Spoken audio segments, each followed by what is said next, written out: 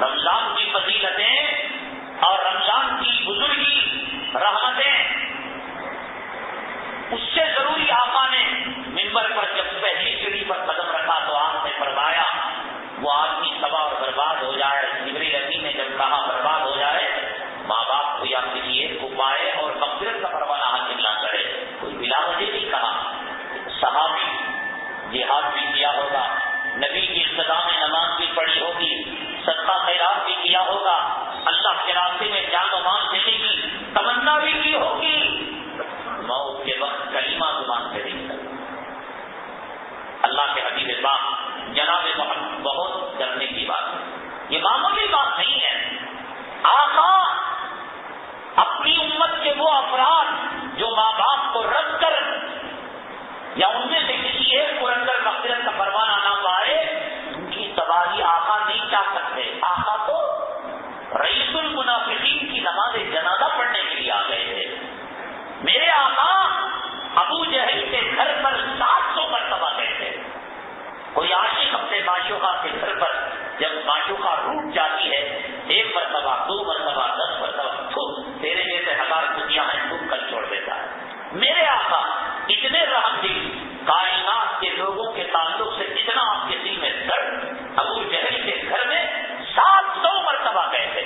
بازاروں میں جو ملے، گلیوں میں جو ملے، عام دعوت و تبلیغ جو کی، یہ چھوڑ کر 700 مرتبہ انفرادی ملاقات کے لیے ابو جہل کے گھر گئے.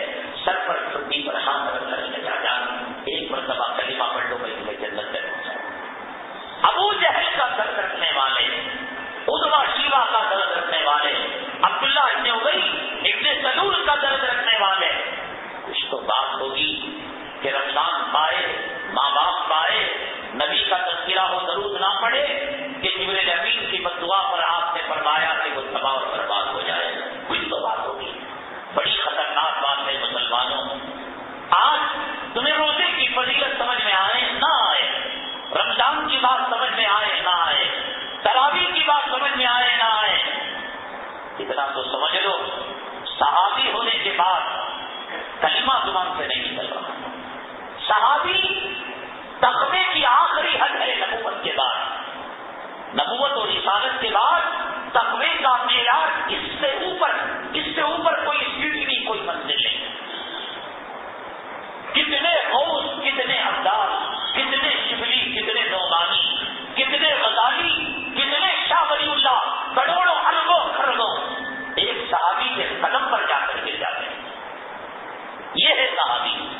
لیکن صحابی کی صحابیت، اس کی نماز روزہ کہاں گیا؟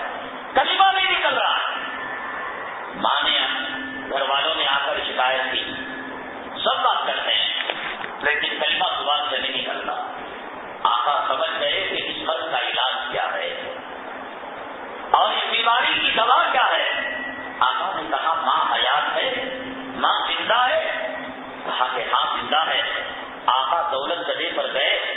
آقا نے کلمہ پڑھانے کی کوشش کی کہ کہا کہ لوگوں سے نہ پڑھتا ہو، میری نبوت اور میری رسالت کی برکت سے سر پر نیا کھارا پانی بھی کیا ہو گیا، چاند 2 ٹکڑے ہو گیا. صحابی کی زبان سے کلمہ نہیں نکلے گا.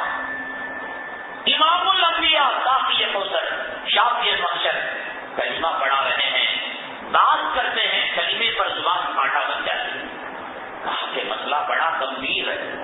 مسلمانوں اللہ کے لیے غور کرو، اللہ کے لیے غور کرو. ماں ہے، باپ ہے، یا ان دونوں میں کوئی ایک ہے؟ پہچانوں کے ان کا مقام اور درجہ کیا ہے؟ امام الانبیاء، امام الرسل، سید الدین سید الدین کلمہ پڑھا رہا ہے. اس کے ہاتھ کی انگلی کے اشارے سے چاند 2 ٹکڑے ہو گیا. کھجور کے درخت کو بلایا، جڑ سے نکل کر کھجور کا درخت آ گیا. پتھروں نے سلام پڑھا، کنکریوں نے کلمہ پڑھا. لیکن یہ صحابی ہے، کلمہ نہیں نکلتا. کہا کہ مسئلہ بڑا گمبھیر ہے. جب آقا نے کلمہ پڑھایا اور کلمہ نہیں نکلا، سمجھ گئے کہ اس بیماری کی وجہ کیا ہے، دوا کیا ہے. ماں زندہ ہے؟ ہاں ماں زندہ. بلاؤ. کہا اماں جان ایک کام کرو، ذرا گھر میں لکڑیاں اور جمع کرو.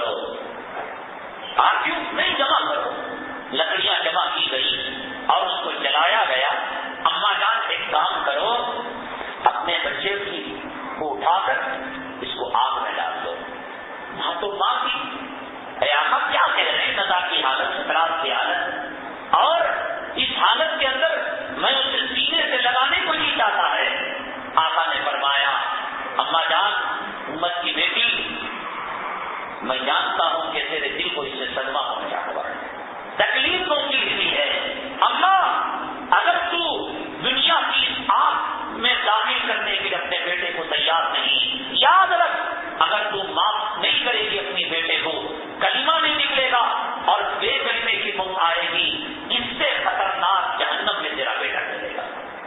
اے ماں تو جب اس آگ میں چلنا اپنے بیٹے کو گوارا نہیں کرتی، محمد تیرے سامنے ہاتھ جوڑتا ہے، درخواست کرتا ہے، اما جان اپنے بیٹے کو معاف کر دے۔ ماں نے بیٹے کو معاف کیا، جیسے ہی وہ کہا کہ میں نے اپنے بیٹے کو معاف کیا، زبان سے کلمہ طیبہ جاری ہو گیا۔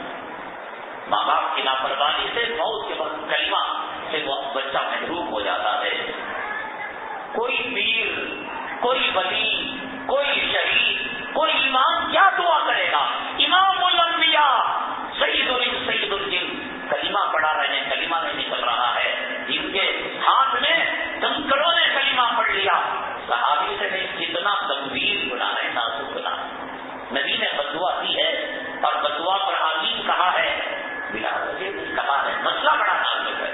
اس لیے رمضان کریم کی مقدس باتوں کا واسطہ دے کر، رمضان قرآن کا مہینہ، اس قرآن کا واسطہ دے کر میں کہتا ہوں، بیوی کی غلامی اور چوروں کی اطاعت میں اتنے اندھے نہ بنو کہ جس سے ماں کے دل کو ٹھیس پہنچے اور باپ کو تکلیف ہو، کسی نے پہنچایا ہو، کچھ نہیں بگڑتا ہے۔ اسٹیشنوں کے اندر کپڑے نکلوا کر تھانے داروں کے پیر پکڑ کر معافی مانگتے، شرم نہیں آتی ہے؟ سیاستدانوں کے ایوانوں میں جا کر